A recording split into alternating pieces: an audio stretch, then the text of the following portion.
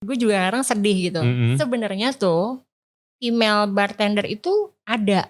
Ada, pasti ada. Ada dan banyak. Tapi tadi gue bilang kayak mereka tuh memang butuh wadah atau tempat untuk bisa mengekspresikan siapa mereka.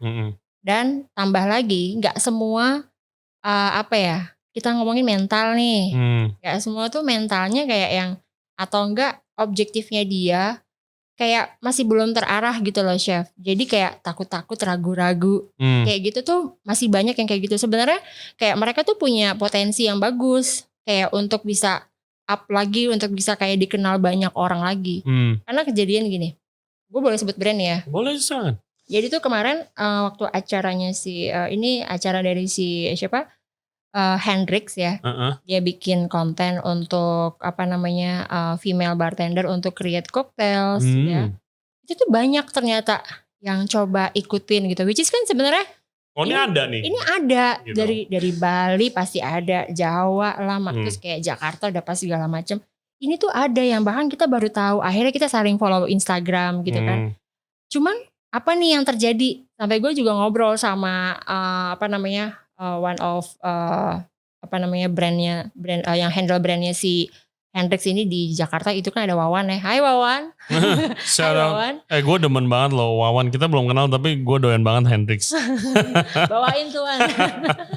Oke. Jadi kita ngobrol gitu kan. Iya sebenarnya tuh kayak mereka tuh butuh exposure satu, disupport gitu maksudnya. And then kedua, ini balik lagi untuk kayak harus ada seseorang yang bisa lead mereka untuk kayak mental, terus kayak pembawaan kayak lu tuh harus jadi kayak yang bikin mereka harus bisa show up. Itu perlu banget. Nah itu actually topik yang kita ngomongin in depth sama episode kita sebelumnya sama Kiki Mocha tuh.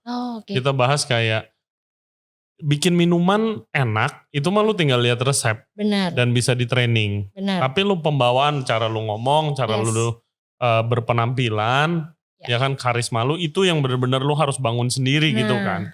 Gitu. Karakter kan? Iya betul. Karakter kalau style. Style. Kalau lu bilang harus ada orang yang membangun itu semua, ya gue lagi ngomong sama orang ini sekarang.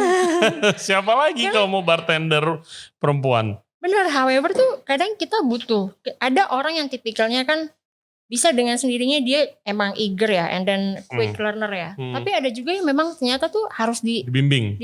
Kayak kayu aja nggak semuanya bisa dipahat dengan enak ya kan. Ada yang gampang dipahat, ada yang susah dipahat. Nah kayak gitu.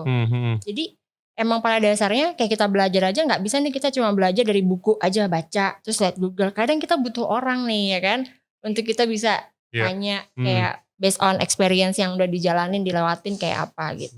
Betul. Gitu. Setuju. Tapi lu waktu dulu lagi mau mulai, itu ada gak sih image, cewek kok kerja di bar gitu? Atau terus orang-orang sekitar lu kayak keluarga atau teman-teman kayak ada yang gak setuju gak lu kerja di bar? Kalau dulu kerja di bar, udah pasti sih sebenarnya sebenarnya ya orang tua tuh gak terlalu setuju.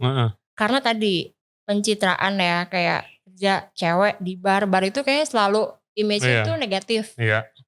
Cuman gue cukup bisa untuk memastikan bahwa gue akan baik-baik saja. And then kayak kita lihat nanti. Ini gue ya di dalam hati gue gitu ya kayak lu gak akan kecewa sama gue gitu. Jadi memang to be honest gue ngejaga banget attitude gue. Pada saat gue bekerja di bar. Even itu sekalipun misalkan kita pasti ada minum lah ya. Cuma maksud gue ketika gue pulang ke rumah, gue gak mau bawa itu ke rumah. Kalaupun gue misalkan ada mabok di saat itu gitu ya. Make sure ketika gue ke rumah, gue gak yang ancur di rumah gitu kan. Either misalkan udah di tempat kerja udah done gitu, terus gue ke rumah tinggal tidur aja. Iya tapi gue jadi inget nih, kita kerja berapa lama? Gue 3 tahun kali kita kerja bareng. Iya. Gue gak pernah lihat lu mabok sekalipun, gue baru sadar. Gak pernah lihat gue mah sering pasti. Tapi iya sih. Karena iya. Lu menjaga banget itu ya attitude dan itu benar-benar. Kadang saatnya kita minum, minum tapi gue juga lihat sebatas mana gue harus minum. Kayak gue mikirnya gini, ada tanggung jawab lain nih setelah gue kerja nih. Di rumah gue ada siapa? Apakah ada orang tua? Mungkin ada keluarga gue gitu kan. Jadi itu yang karena gue ngerasa oke, gue harus bertanggung jawab sama diri gue dan sama apa yang gue ada di belakang gue. Gitu. Itu sih yang jadi ini gue. Jadi kayak gue harus bener-bener gue jaga nih gitu. Oke. Ya lu tuh dididik di mana sih? Dididik di mana? Apanya nih? Kayak dari awal. Lu ke expose sama dunia bar itu di mana? Oke, kalau ngomongin ke expose itu to be honest, awal itu semua berawal dari Lowy. Oke. Lu emang daftar sebelum Lui lu belum pernah kerja di sudah. Bar? Sudah pernah. Sebelumnya tuh gue, dulu kan emang gue pengen banget kerja di bar ya. Oh lu pengen banget kerja di bar. Kayak gue obses sendiri. Awalnya nih, gue kuliah dulu perhotelan. Terus gue obses banget di bar. Gue gak tahu kayaknya menurut dulu ya pandangan gue nih anjing keren banget ya. Sorry kata-katanya. Gak apa. Jadi kayak di barnya keren banget. Kayak gue obses banget gitu pengen kerja di bar. Sampai akhirnya gue kuliah perhotelan. Terus gue lihat senior-senior gue nih. Dulu kan kalau di kampus suka ada tuh UKM, unit kegiatan mahasiswa. Yang di basement lah mereka punya organisasi masing-masing lah. Ya kan. Gue ikutin lah salah satu organisasi yang ada di kampus gue. Waktu itu namanya Sahid Bartending Club. Oke. Gue lihat senior-senior gue dong kayak gue mengidolakan banget gitu. Gue pengen kayak mereka udah bisa kerja di bar gitu. Kayak keren banget. Tapi dulu flaring gitu. Benar. Iya flaring kan. Flaring. Asli gue juga gak bisa flaring. Dan gue belajar. Coba jelasin ke listener kita flaring itu apa. Flaring itu which is sebenarnya sih lebih kepada ini ya. Style ataupun entertainment untuk si bartender itu sendiri. Which is dengan cara juggling bottles gitu. Nah gue waktu itu secara singkat ya, singkat. Jadi intinya kayak flare itu apa sih ya? Dia bisa juggling bottles or shaker or mungkin show lah ya. Show lah. Jadi one of entertainment yang bahkan bisa menjadikan satu engagement juga untuk tamu ataupun exposure lainnya gitu ya. Ada video lu flaring gak? Nanti kita muatin nih di sini. Udah gak bisa gue. Udah bisa nyembur api gitu biar. Gak mau gue. Takut gue. Terus jadi udah tuh. Gue belajar dari senior. Bahkan malah knowledge basic yang gue dapat di bar itu dari para senior gue yang sudah bekerja di bar gitu. Di kampus. Kemudian setelah itu gue mulai on the job training kan. On the job training gue cari pokoknya gue harus di bar. Jadi gue biar tahu realitanya seperti apa sih. Kalau kemarin kan gue cuman kayak diceritain ya kan. Kayak di sini tuh begini, bar tuh begini, teori lah ya. Gue cari nih on the job training yang di bar. Dapatlah gue 6 bulan di bar dulu di Parkland Hotel. 6 bulan di sana. Again ya, konsepnya hotel kan pasti berbeda nih. Tapi itu jadi pengalaman pertama gue untuk gue tahu bar gitu.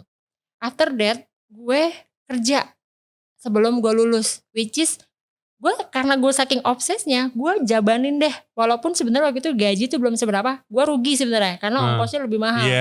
Tapi gue jalanin karena gue saking pengennya nih ya kan, kayak bener-bener nih kayak gue terus saat itu pencapaian gue deh. Gue kerja di bar, gue kerjalah di bar salah satu di mall Jakarta, which is di Citos. Oke. Zaman dulu kan banyak tuh di Citos ya, ada Skor lah, ada Liquid lah, gitu-gitu ya. Dan gue tuh ada di bar kecil. Gue nggak apa-apa lah. Gue yang penting gue mau ngerasain. Itu pertama kali pengalaman gue langsung kerja di hire jadi bartender. Dulu nggak ada barback. Jadi gue opening closing sendiri. Kayak dari mulai nyuci gelas, ngeringin gelas, terus buka bar, terus sampai gue general cleaning, kayak bersihin floor mat segala macam itu sendiri. Jadi emang benar-benar capeknya ampun-ampunan gitu. Tapi gue happy gitu. Kayak gue ngerasa oke, begini ya kerja di bar. Oh gini ya gue hektik ya, gue bikin koktail gitu ya.